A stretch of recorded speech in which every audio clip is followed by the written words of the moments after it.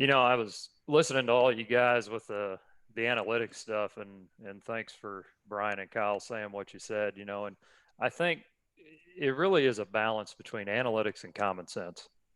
It's what you can have all the numbers in the world, but you can look at somebody. I think everybody on this screen can kind of tell what the heck's going to happen before it's going to happen, despite some of the what some of the numbers tell you. And Kyle, I did not hack Game Changer. I just kind of borrowed it a little bit, so I don't need anybody showing up at my door here at negative 17 degrees trying to have a conversation with me here about what I did. So borrowed. That's the new word, just borrowed. Borrowed it for just a little bit. Got it. And Justin mentioned something that was really good, I thought, which was you want all the info on your opponents that you can possibly have. And I'm one heck of an information person. I mean, I will take all the information I can get, break it down into what makes logical sense, and then try to use it. And Scott, I'm going to go to you here. In playing your teams, we found out very quickly, you better expect the unexpected. And if you don't know it's coming, you're going to get an education in unorthodox baseball very fast here. And you better be smart enough to figure out how to stop it, or you're going to get run out of the building and made to, get on the bus and go, yeah, we just got out coached. And so I'm curious, how do you get your kids to do some of the stuff you do at the high level that you do? Well, it kind of started out of necessity. We've always been one of the smallest schools in the largest class. And I quickly figured out, I knew some about pitching. I didn't know much about hitting when I first became a head coach. And so I quickly figured out that if we could pitch with some people and then just do some unique things on offense, that we would always kind of have a chance. And I've picked up a little bit of this from football. I used to play high school football, and we would spend like a Tuesday, Wednesday, and Thursday going over somebody's swinging gate play, and they might run it once a game. And I thought, man, we're devoting a lot of time to this unique formation. And so I just started thinking, what if we had 7 or 8 or 9 unique things that we do that makes everybody else prepare for us, and we're able to do those things. And then the other thing that really gives us an advantage is, we have a youth organization that goes down to T-ball. And so, and all of our guys pretty much join us starting in 7th grade in the summer. And so the stuff that seems weird to other people is just how we do everything.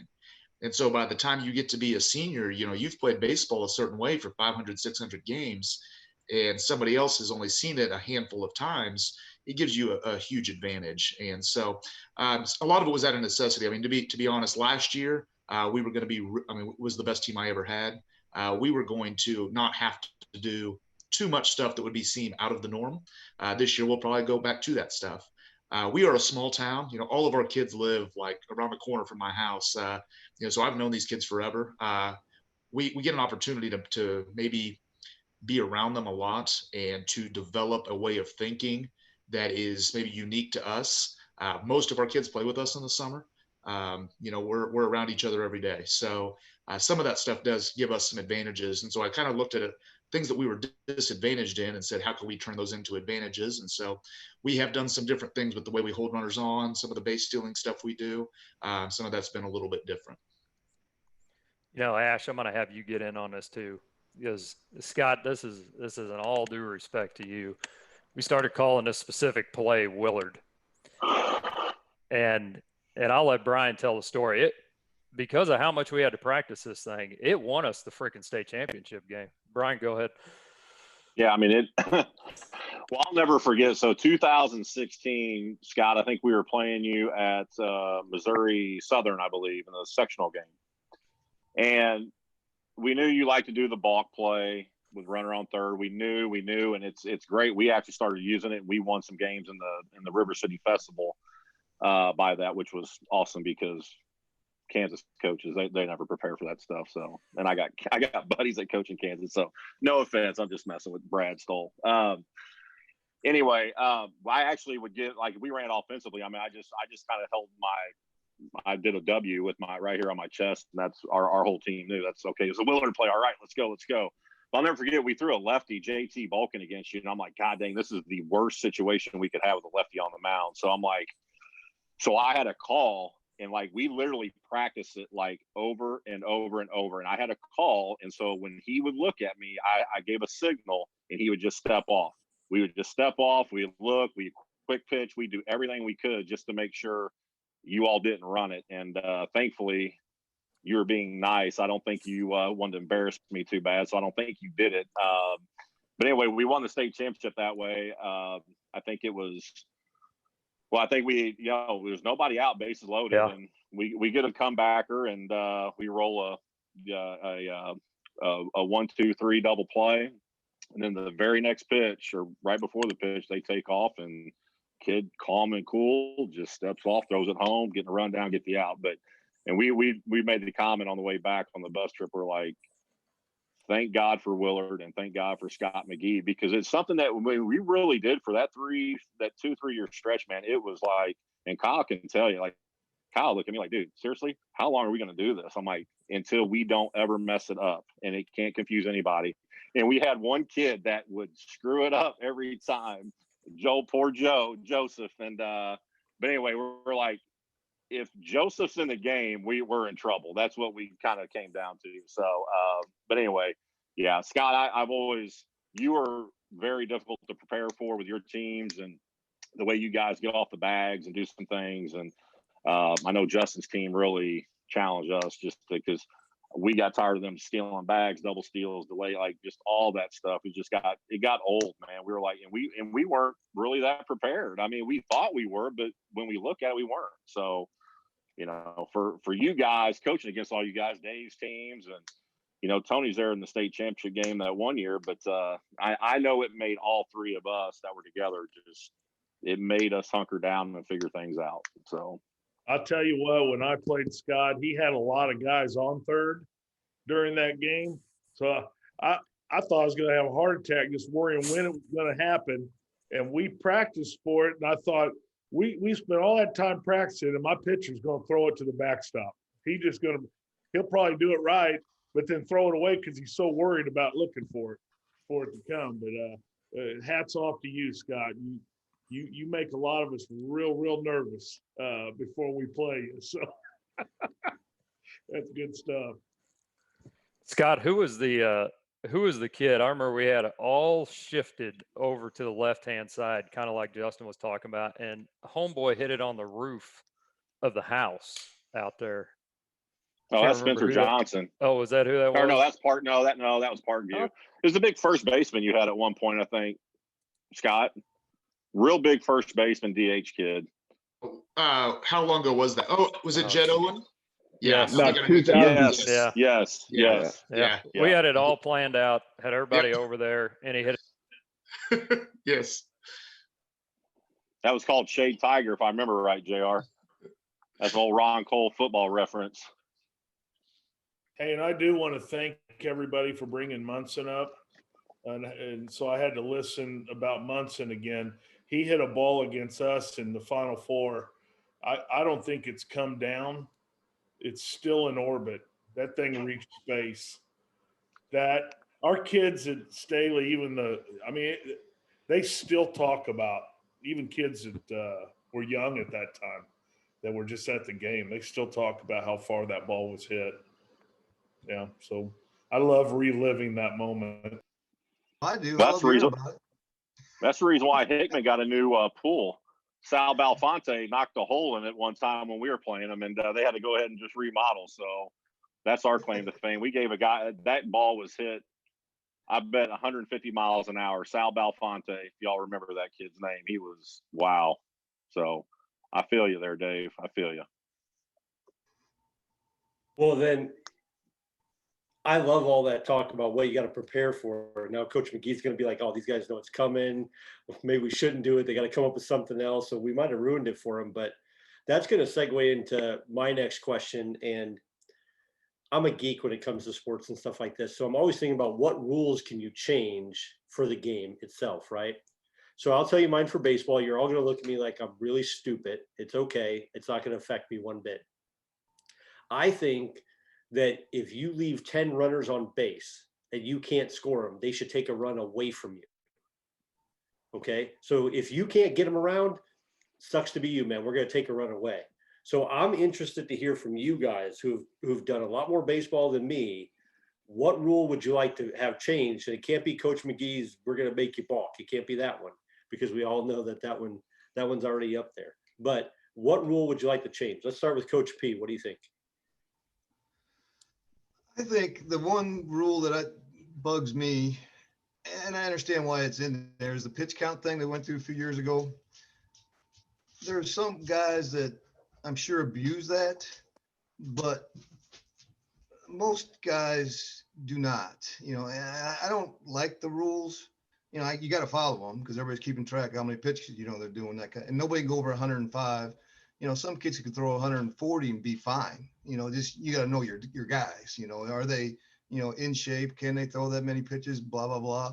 But I don't like it. I don't like it. I've never abused a kid my whole career, but now it stopped me from doing a bullpen day in a game because of the pitch count rules. If they throw on a Wednesday, it's hard for me if they're over 75, whatever that number is. I can't throw him an inning or two on Saturday, which I'd like to, get a little, he's going to be throwing a bullpen anyway, and we can't do that. I understand why it's in, because people do let kids out there for 200 pitches. It's going to hurt a kid. I understand that one. I think that needs to be looked at. Fair enough. Coach Tao, what do you got? Mine, I think, is maybe what's coming down the road in our playoffs. Number one, our playoff format is the worst of any sport in the state of Missouri and probably the whole Midwest. Why we don't look at what Tennessee does or some of these other states is absolutely beyond me. But, if I think it was softball this year, and I don't know that baseball is going to go to it. I mean, you may get, instead of a sectional and a quarterfinal game, if they just take that down to one game, well, then, if I've got to go play Tony and he's got, those dudes that he's got this year, they can all throw the same game. They can just split the game 2-2-2-2 and, and you basically, have zero chance to having that sectional and that quarterfinal day apart. You got to have at least two arms to get through something like that. And I would just like to see our playoff format change overall. Make it more like kind of the college, to where, we have a 4 team, then a best out of 3, and, or some kind of double limit, something. But, I think we get the least amount percentage wise of teams in the playoff of any of the sports in the state of Missouri. And I'd like to see that change a little bit. Nice. Coach Wilson? Yeah, I agree with Justin 100%. And nobody lived it worse than what I lived it a few years ago. I mean, we went in and played a Park Hill South team that beat us. And it was a all-state kid that was absolutely just a stud. And we were 31-1 at the time. And I mean, boy, it hurt. And you're having one of those magical seasons, and you still got to win the game. So they beat us, and but it's just tough. Our playoffs, the sport is not designed for a one-game scenario. It's just not. That's why in college you have the College World Series, you have regionals, playoffs in Major League Baseball, you have series, you have the World Series, the playoff series. It's not designed for that. It's designed to make a team get deep into their pitching staff and make the best team come out and win. And I think the playoff system has to be revamped. Can I jump in on this one? Yeah, absolutely. I was on Missouri Advisory Board a few years ago, well, more like 8 or 9 years ago, and I went around to all the states, like Coach Todd was talking about, Mississippi, Tennessee, whatever. And I went to the mission with this and said, okay, this is what other states are doing. And then that year we got the bonus games and something else. We added the 5th class that year. So we got something accomplished at that point in time. But my premise was to do like the college was saying, we'll saying that too, the pods. And if you do it right, it's almost less games because you don't have to travel as much. You're playing the double headers and you bang them out, you could be done and you move on. And Eric Briggs had it all written down perfectly. He's so much smarter than I am, but he was on it, and it was just such a great deal. And they won't listen to this. I think it gets to the end of the year. I think administrators don't want to mess with baseball no more. I don't think they want to, make up the rainouts. They want to cash it in and the year's going to be over instead of doing what's best for high school baseball in Missouri. Well said. If I could add something real quick on that. So when we would go to Arizona during spring break, the one interesting thing that I learned down in Arizona is their small class and their big class operated differently, okay, in the playoffs. And but when I was on the advisory board, like Tony was talking about, they wouldn't even entertain anything. I mean, I brought it up and they said, don't even ask. And but the thing about it is a lot of times that stuff's voted down by maybe some schools that might not have the pitching staffs that could go deep into a playoff. And really, they both operate differently. A 1A school and a Class 5 school is totally different as far as the depth goes and stuff. So I've actually told Misha that I feel like, you need to look into that if that class, if those classes, maybe class 2 and up, can support that, or 3 and up, then it's something we need to do. But I think Tony's right. I think they get to the end of the year and they don't want to mess with it. And let's be honest, how many baseball coaches, former baseball coaches, are principals and superintendents and athletic directors? I think that's why it never gets changed. I've got a rule, and it's not really a rule like within the game. And I think it's been discussed. Me and Dave were talking about the other day. I'd like to see, I want to have some kind of preseason time restriction of 3 hours a week that you can actually practice your kids. Because I'm tired of trying to cram everything in a 2 to 3 week period. And then you wonder why kids are hurt. Well, if I've got a 3-sport athlete and I can never use them because they're in season all the time, and you certainly have open gyms, but it's that gray area all the time. I'm tired of the gray area because I know the people in St. Louis are cheating their asses off, pardon me, and they're practicing all the time, right, Tony? No, I'm kidding. But people are using it differently. I use it. We have open fields. My guys are throwing bullpens. I mean, my AD, no, I mean, I'm upfront and honest, but I'm smart enough to just not sit there and just instruct, because being in the backyard too, Justin can attest to it. Dave could back in the day. It's just, you feel like you're a little bit more, the microscope's on you a little bit more. So I would like to see something like that. Like say it's an 8-week period, like leading up to your season where like you have 3 hours a week, do whatever you want with those guys. You can actually coach your kids. And then I could set a time aside and do it for all sports. But then that just creates something where you have to work with all the coaches in your school. I'm going to have to work with the football guy. I'm going to work with the basketball guy. You're going to have to come to common ground in agreement. And I think it could work. And I know it's been discussed.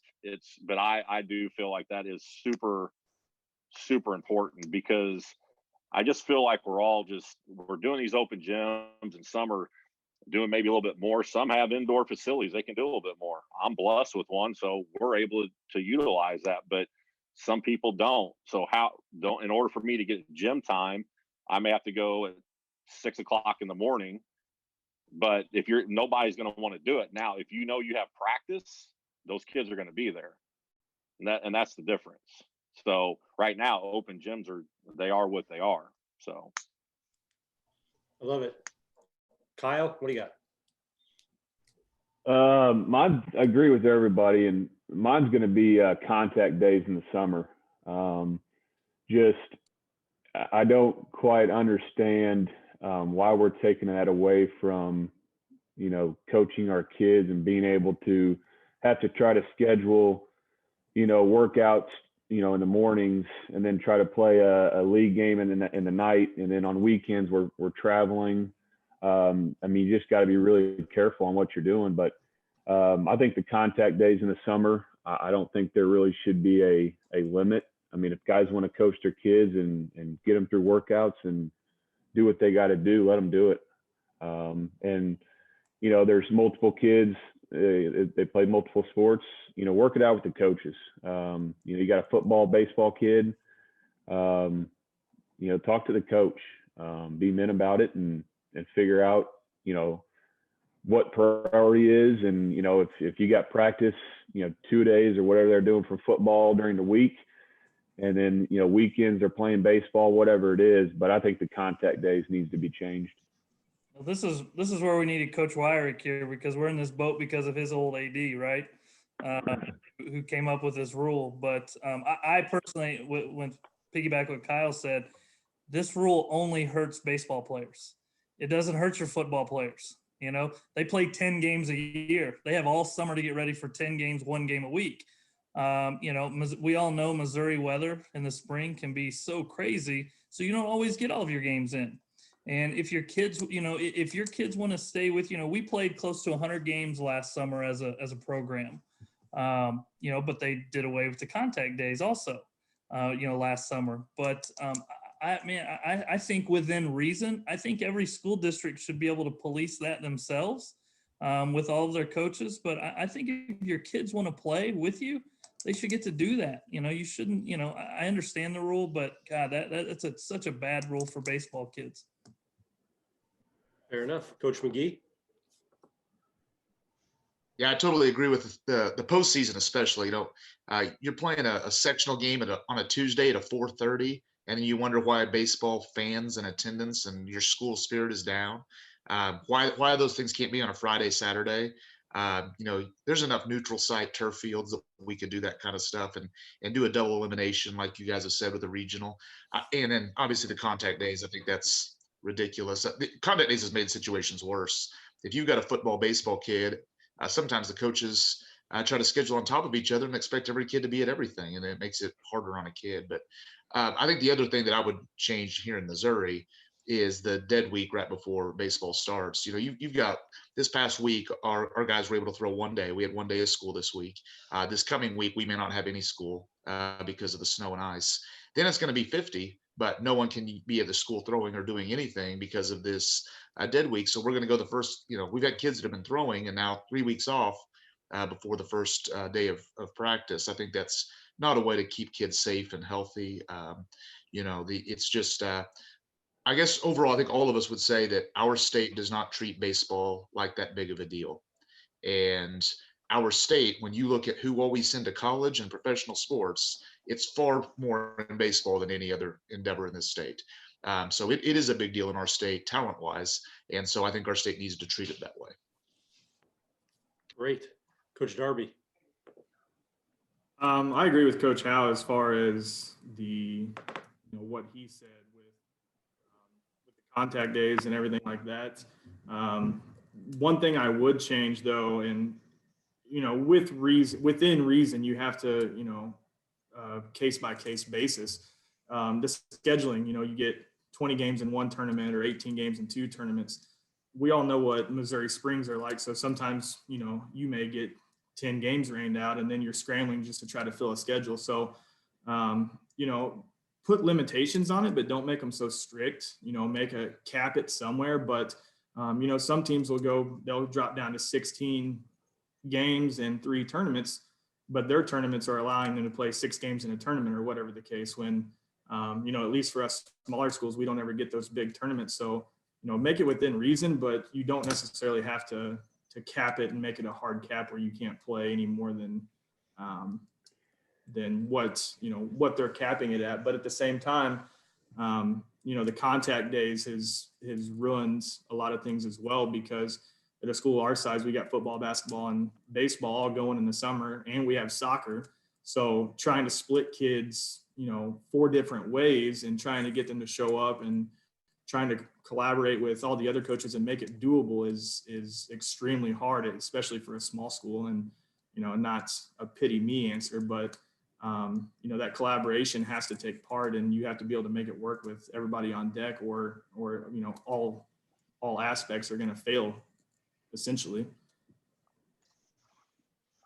Hey, Tony wanted to apologize. He had to leave real quick. He may be back, Okay. But some people came to his house, so he wanted me to apologize. So he probably has practice, but No worries. Jer, who's up next? Is my audio working? Yeah, you're good now. Okay, all right. I had to switch over to my AirPods here. Kyle, I'm going to get to you because I know your wife may strangle me here if I don't get you off of this thing at your current location here. You know, Brian mentioned, you know, I mentioned that we all three worked together for a long time at Jeff City, and you took over as a head coach here a few years ago. And, you know, I know there'll be a lot of people from Jeff City listening to this.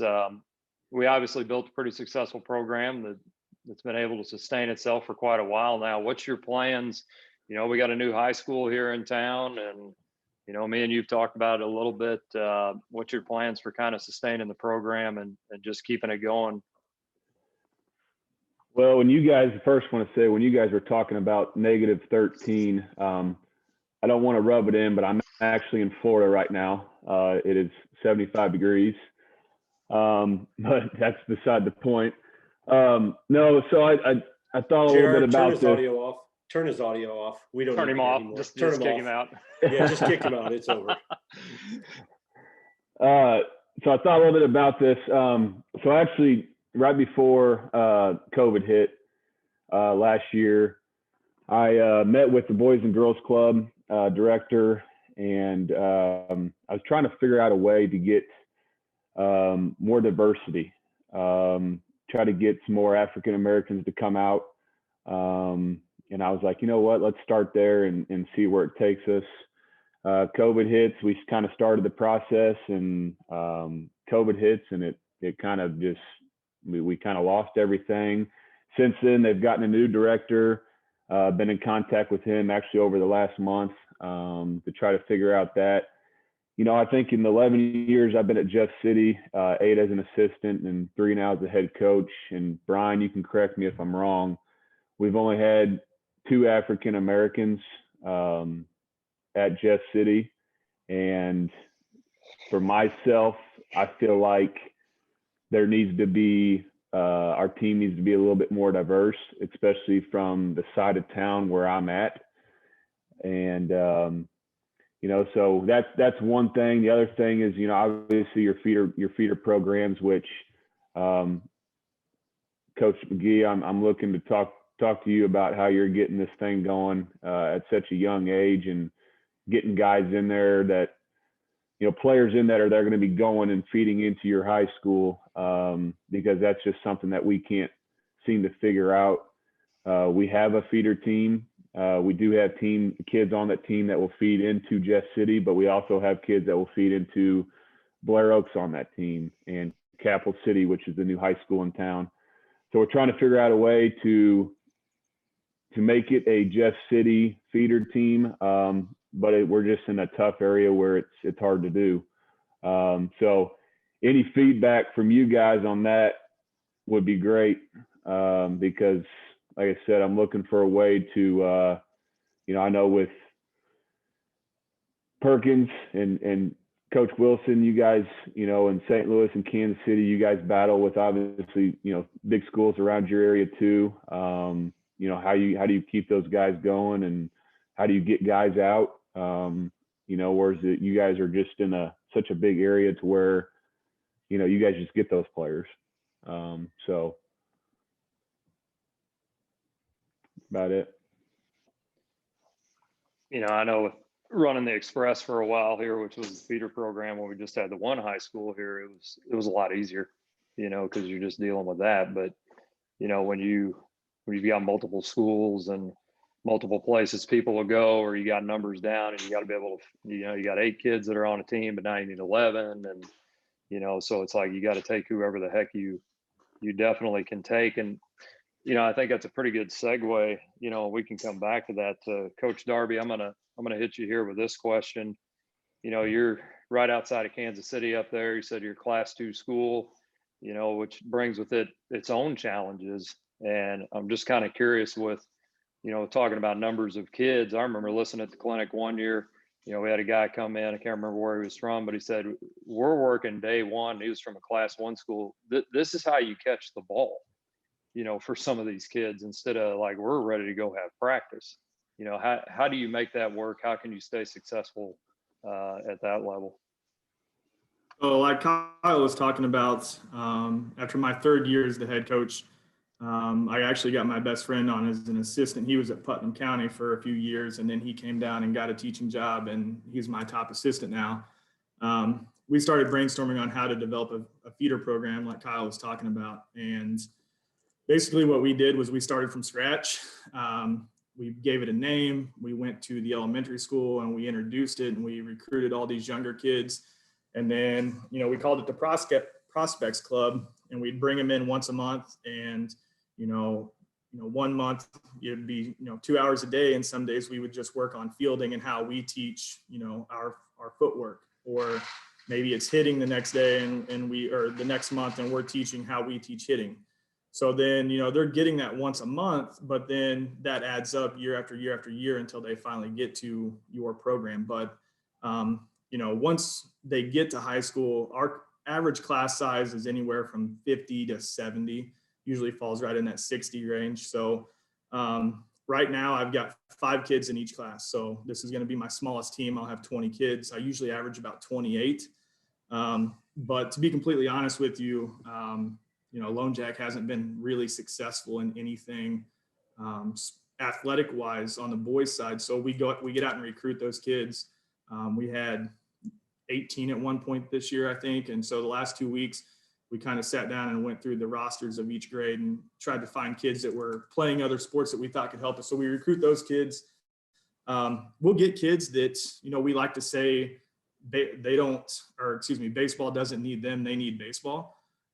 They may be a kid that's never going to help you. There was a kid example from last year that they have to pass a conditioning test in order to pick up a baseball. And when he passed that conditioning test, he picked me up and gave me a big old bear hug and thanked me. And, that kind of opened my eyes. And I know that, you guys that are at bigger schools, you can't take every kid. And so it's a little bit different for me, but we get out and recruit. We take any kid we can. We have what we call a Diamond Club, which is an off-season program. They have to make 100% of open gyms, 95% of Meals U, which is our mentorship, 90% of open fields, and then 80% of long toss and weights. And the way that we get them to do that is, and you guys can attest to this, it's a materialistic society now with kids. They want gear, they want recognition, they want clicks and different things like that. So, we get them exclusive gear. So it may be an Under Armour jacket, a book bag, a beanie, something like that they only get that. So we give them incentives to come to that open field stuff, and that's really contributed to our success. I had a kid my first year that was, for class 2, he set about 82, 83.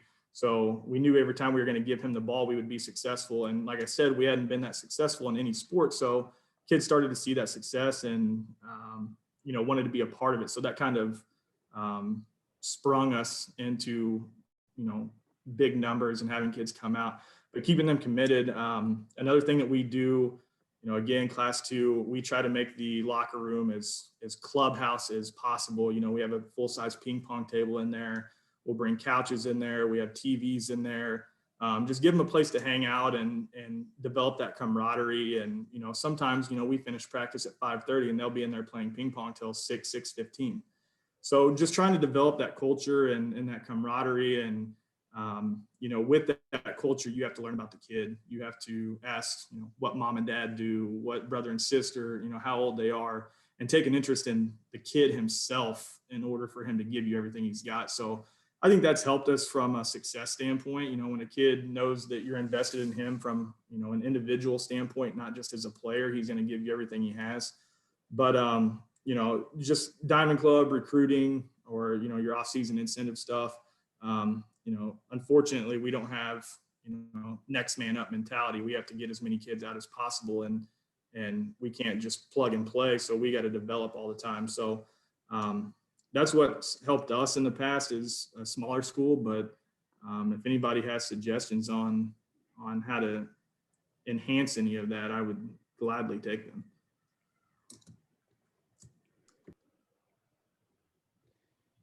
I don't know if I saved the best for last here, but Brian, you ready? So I think you would agree, Kyle would definitely agree, maybe some others on here, I can be a handful at best some days.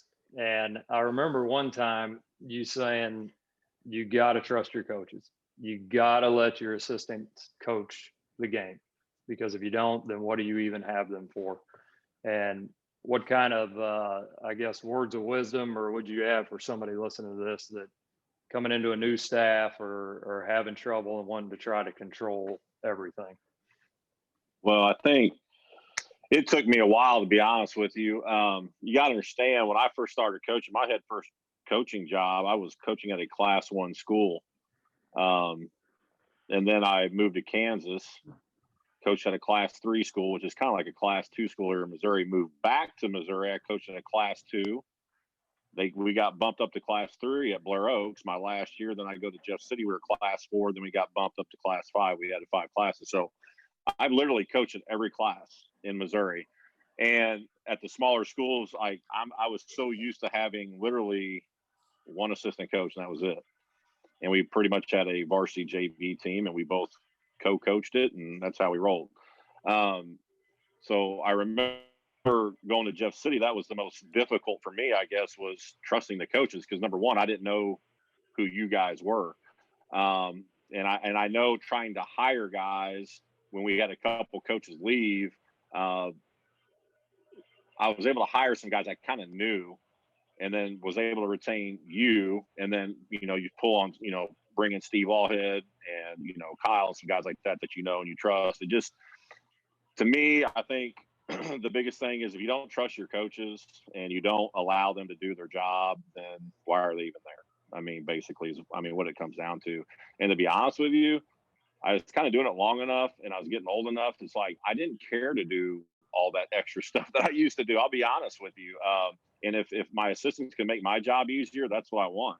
I'll be honest. That's why not? So, and at Southern Boone, I've got a really good situation there too. I've got the same amount of coaches I did at Jeff City, and they're tremendous. And it's a little more unique there because I got guys that are actually head coaches of other sports, so they're not quite as involved with the off-season stuff. But I've been very lucky. I've, having you guys and then the guys I have now, it's been pretty cool. But yeah, all these guys, they have great assistants. I know Justin's had several different, assistants come along his way, and they've never missed a beat, because he hires the right guy. Same thing with Dave. I think Kyle's been with you since you've been at Staley, right, Dave?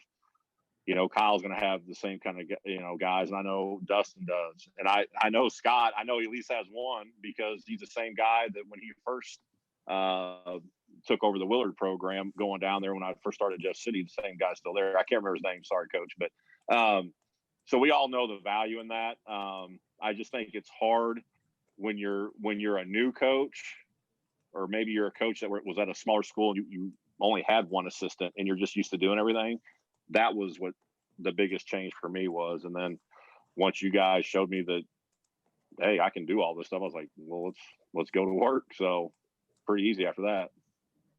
I think the biggest thing when you're hiring coaches, and I tell my guys all the time that philosophy wise, maybe a little bit different. If you're thinking about hiring a coach, they already know the game of baseball, whether it's just a pitching coach or catching or infield hitting, whatever. You already know that part. My biggest thing, and it takes a few conversations, is I got to know my assistant coaches have my back no matter what. Right. And I think that's the most important thing with assistant coaches, because I think that something that can derail a program in a hurry is an assistant coach with an agenda, or is going to be that person talking to those parents. But you gotta make sure those assistant coaches have your back no matter what. And I've been super fortunate. I've, as we all will say, and I think Brian said, and some other people said, we all think and know we have the greatest coaching staffs in the state. And, and I think that's the most important thing. And it does make our job so much easier, so much more enjoyable, so you're just not stressed to the max on those things. This is great stuff, guys. This is awesome. And we're probably keeping you over your time. And I know Kyle's trying to get to the sunshine. I think I might delay him a little bit longer, though, just because I'm jealous. But I'm the youth coach in the group. And in my mind, because I don't know nearly as much about baseball as anybody on this screen, or anybody probably else who's going to listen to this, the two things that I try and teach the kids are A, how to come to practice, and B, how to get their own stuff ready for practice. So it's their job to have that stuff ready. I tell them all, you can't drive here. So if you're late because mom or dad had to work, I get it. But if you're late because you didn't have your glove or your hat or anything else, that's on you, right? And just how to come to practice. So hopefully once they get to you all, you don't have to worry about too much of that. Because I call JR all the time and I ask him for, hey, we're working on this. This kid can't, he's struggling with this. How do I help that? And he's got those ideas. I don't, because I just don't have that experience. Now, if we were talking about ping pong, coach, I'm your guy, man. I'm the one who can play down there, Coach Darby. So, you know, anytime you want the kids to learn, you just let me know. Or if we're talking about football, I can do that too. I want to take we'll go through this last little bit, take 30 seconds, 45, whatever you want, shout out your team, talk about them, call out whoever you want. We'll start with Coach Tao up there at Rockbridge. I know they're like mortal enemies to JC from the stories I've heard, but we're gonna get through it anyway. So Coach Tao, whoever you want to shout out, and then we're gonna move over to Coach Wilson and down the line. And Laz, we won't hold you for last, although I'm tempted. Just kidding. Yeah, we sometimes are probably considered the evil empire at times around here, but you know, Coach Lasley actually played for me when I was an assistant coach. You know, we all have connections that run really deep, and I think that's what makes this whole thing so fun. And this was a lot of fun, so thank you guys for having us do this. But yeah, for us, this will be a much different year and a much different look for Rockbridge. It's going to be a process for us, and we're a big process versus results mindset anyhow. And so we're really, as a coaching staff, going to have to instill that till the very end. My hope, and mainly because, as I said earlier, I don't have a guy with varsity experience this year. I don't have, you know, the two SEC pitchers that are right down the road at Missouri on my staff anymore. You know, I've got one D2 commit that is going to Quincy, but yet he's never got a varsity hitter out in the spring. You know, so for us, we're very young. We have a small senior and junior class. So it's going to be a lot of fun in one sense because there's going to be a lot of coaching involved. But there's going to be some times, I think, you know, we're probably beating our head against the wall a little bit because we're going to make mistakes. And, you know, I've already been speaking with my assistants saying, hey, you know, we're going to have to probably coach a little bit different, a little more patience. And so hopefully that by the end that nobody will want to play us in district. Awesome. Coach Wilson, what do you got? Well, first off, thank you to Duke and JR for allowing me to be on this. I've loved it and feel very humbled to get to talk on something like this. And then the coaches that are on here, and some of you I've known a long time. And I wish Tony was still on here, but a lot of the baseball that I've learned over the last 25 years and the friendships that I've had have come from other head coaches that live the same world that I live. And man, I've been able to rely on them at times, you know, when you're going through a tough period of coaching. So I'm very grateful for that. And I tell every young coach as you go through, you're going to start to find out that some of the guys that you compete on the field with are some of your best friends. And so anyways, to tell you a little bit about Staley, I have one player that has played varsity going into this year. So, you know, I will have an older team, but the toughest part is I haven't had the opportunity to see them compete in a lot of game action. So I'm going to be learning a lot about those players, even though they're seniors. You know, a lot of them either played JV or played on our sophomore team the last time we had a season. So, you know, I feel like they're working hard. We've had a great off season in the weight room, and but I'm really anxious, and I think there will be days. We've got a tough schedule this year, so I think there will be some tough days. You know, we're going to play good opponents, and we're going to have to play well. But I'm excited also because of the fact that from day one, you know, I'm going to be learning so much about them. So looking forward to the season as always, and to have the opportunity to play. I'll see a few of the coaches that were on the show, and it's always fun. Awesome. Thanks for being here, Coach. Coach Laz, what do you got? Yeah, thank you, JR and Bill, for allowing me to join this. I think I might be probably the youngest one on here, and maybe the only one without a state championship. But so it's definitely a privilege to be on here with these guys. And my mom, talking about just past is my mom actually used to watch Dave Wilson's kids, and so Dave and I used to talk a little bit baseball about back in the day, and then with Tal being the assistant coach when I was there at Rockbridge after graduating in 2006. So many conversations, and Brian, everything he's done for me over the last 11 years at Jeff City. My team got 13 seniors, just a really, really good group of guys, probably more importantly than players. They love the weight room. They love each other. And pitching will be very strong. Defense will be very strong. The question will come down to if we're going to be able to put up the magic number of 6 to 7 runs to stay in games. So we'll be very competitive. But with not having anything last year, we'll see. I got 5 guys that started for me as sophomores, and they'll start for me again this year. And hopefully, just with the experience in the senior class, we can kind of get things rolling off on the right foot. So, sounds great, Coach. Thanks for being here, Coach McGee. Yep. Yeah, just going to kind of echo a couple of things here real quick. I think what sets baseball coaches apart is how much respect we have for each other. I've also coached basketball and football, and the jealousy and hatred from coach to coach and some of that. And like you have coaches in a conference who won't even speak to each other. That just doesn't happen in baseball. It's such a community game, even here as coaches is pretty cool. Baseball wise, we have 8 returning varsity hits, 5 all by the same kid.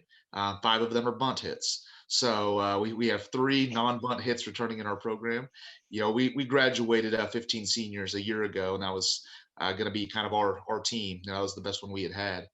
So we're going to struggle. We're going to hit multiple sophomores in the middle of the order who've never even been to a varsity game. Like they've never even watched one. So that's going to be a totally different world for those guys. And I do think that we have some good young talent, and I think we have some older kids who are intelligent about baseball that haven't gotten a chance to play yet. But we play Rockbridge, our last regular season game on May 12th, and I won't be surprised if both of us have a fairly average-ish record, but are both playing really well at that time and are going to be tough to knock out of districts. I think that's going to be that kind of a year. I'm excited, just like to echo what Justin said. You've got to play, and we'll get a chance to coach this year. Just totally different. I mean, I had some really talented kids that you had to coach as an individual. We're going to have to coach the entire game now. So that's going to be really pretty cool to get back into. So looking forward to it. Great. Thanks. Coach Ash. Well, thanks, JR. Thanks, Bill, for having us. And going back off what Scott said last year, I'll be honest with you. You and Justin, you are 2 of the guys, and even Dave, but you're 2 of the guys I felt almost as sorry for as anybody that lost that season. I really did, because I knew what you guys had. I couldn't imagine. We were young. We were going to be very young last year, but talented. So I pretty much have all my starters back that were going to be starting for me last year. I've got a pretty deep pitching staff for our class 4. We don't hit particularly well, but I've got 2-3 guys that can really throw it, and we'll play solid D. So we've got a good little group of guys. Got a solid freshman class. Got some good kids coming in behind. So we're looking to we're trying to sustain a level of success. And then obviously the exciting thing for me is I got a son that will be coming up through quicker than I would like, but he'll be a 6th grader entering middle school. So I'm looking forward to that. So, for me as a dad, being able to coach your own kid, I know Justin's been able to do that. Dave's been able to do that. To me, I'm more excited about that than anything. I just can't wait for it to get here. Now, when it's all said and done, a lot of things to go wrong, I guess. But based off with talking to those guys, they said it's the best experience ever. So those are things I look forward to, kind of down into the future. So I love my group. We're going to be solid. We haven't won a district since 2003, I think, in baseball, 4, back when I think Coach Dotson was the baseball coach. So it's been a long time at Southern Boone. So it's time. So, and we're hoping this year we can at least make a push. For those listening, Brian's son is like 12 going on 30 is about how to describe him. Pretty much. Coach Darby, what do you got? First of all, thank you for letting me come on here. I know Kyle said that he's probably the only one without a state title, but when Coach Ash asked me if I was willing to be on here, I said, I can't contribute to anything on here. Back in November, probably of 2019, I reached out to Coach Ash and just asked to pick his brain, and he's become a good friend. And he introduced me to Coach Wilson at Staley down at Nashville at the ABCA clinic. And, like Coach McGee said, baseball coaches are willing to share and be cordial with everybody. So I appreciate all that. As far as the Lone Jack Mules go, we won districts in 2019, and we lost one kid off of that team going into this year. Granted, he was an all-state catcher, but I'm pretty sure we're probably all guilty of saying, play every game like it's your last. You don't know when they can take it away from you. And, I think my kids fully take that into account now after last year. So we got some kids coming back. We'll be strong on the hill. And we lost our kid that was going to catch for us this year. He tore a knee up in football. So we're going to be down 1 behind the plate, but we should be pretty solid. You like your chances when you bring back 7 or 8 starters on a district team, when 3 of them were freshmen and 3 were sophomores. So we'll be okay. But again, I appreciate you guys having me on here and letting me speak for a lower class program. I just want to thank everybody, here in closing for coming on. It's, it's amazing to get all these people on here. And I mentioned at the beginning that, this is, to me, the best of the best. And, all of you guys mentioned it. We've all known each other for such a long time and I hope, I hope Wyrick's tutoring session went well for him here since he couldn't make it. But he was mentoring, not tutoring. Yeah, he was whatever he was doing with his whatever he's got going. But a couple of you guys mentioned it, how we're all willing to share. That doesn't mean we're not competitive. And I think baseball coaches we can get extremely competitive with each other sometimes. But we all made really good friendships over the years. It was awesome having everybody on. So I know Bill usually does the closing, but I'm going to do it for this one, for process, preparation, and performance. Appreciate everybody coming on, and we will see you soon. Peace out.